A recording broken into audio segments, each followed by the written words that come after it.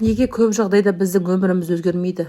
Неге біз көп жағдайда, мысалға, өзіміз қалаған өмірді сүріп жатқан жоқпыз? Көпшілігіміз, өзіміз қалаған өмір сүріп жатқан жоқпыз, өзіміз болғымыз келген жерде болып жатқан жоқпыз. Неге десеңіз, өйткені өзімізден көп мін іздейміз. Даладағы адамға қарағанда өзіміз бірінші сынағымыз келіп тұрады, өзіміз минустарымызды көргіміз келіп тұрады, көріп тұрамыз соны. Көп жағдайда даже айнаға қарағысы келмейтін адамдар бар. Айнаға қараса өзінің ұнатпайтын, өзінің түрін көргісі келмейтін, өзінің минустарын саусақпен санап тұратын адамдар бар да. Мысалға, сен өзіңнен соншама минус іздеген кезде, өзіңді сонша сорлатқан кезде да, өзіңді сорлыға санаған кезде, қалай өзің қалаған арманға, қалай өзің қалаған өмірге қол жеткізем деп ойлайсың, басқа біреуден бұрын өзіңді өзің сынап тұрсың да.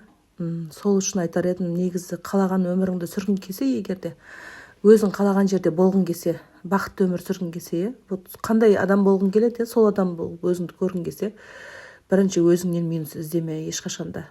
Ол минус жоқ негізінде, оны көретін өзің. Сен қалай ойлайсың, өзің кішкентай, мысалы, кішкентай қыз болсаң, кішкентай кезіңде қыз болсаң, қазір 30-дан астың ба, 40-дан астың ба, білмеймін, сол кішкентай кезіңді өзіңе елестетсең, 6-7 жасар кішкентай сүйкімді қыз, ешқандай минусы да жоқ, ешқандай кінәсі да жоқ, бейкүнә сәби, соны қаралай алатын ба едің, қаралай алатын ба едің, соны жамандай алатын ба едің, сенің алдыңда осындай күтіп тұр, сен осындайсың, сен осындай минустарың болады деп айта алатын ба едің оған? Айта алмайсың әрине, өйткені ол бейкүнә нәресте сәби. Дәл солай өзіңді елестетіп солай қарада, өзіңнің минустарыңды іздеме өзіңнен. Негізінде сол минустарды плюсқа айналдырып көре баста. Менің ол бір жетістігім, менің ол бір плюсым, менің бір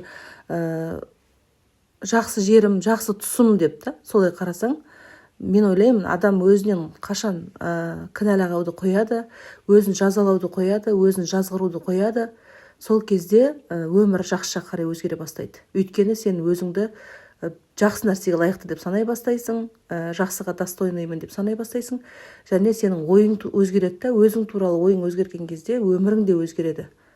Осылай жасаңыздар. Ешқашанда өздеріңізді кінәлап, жазалап, өздеріңді ренжітпеңдер деп айтқым келеді.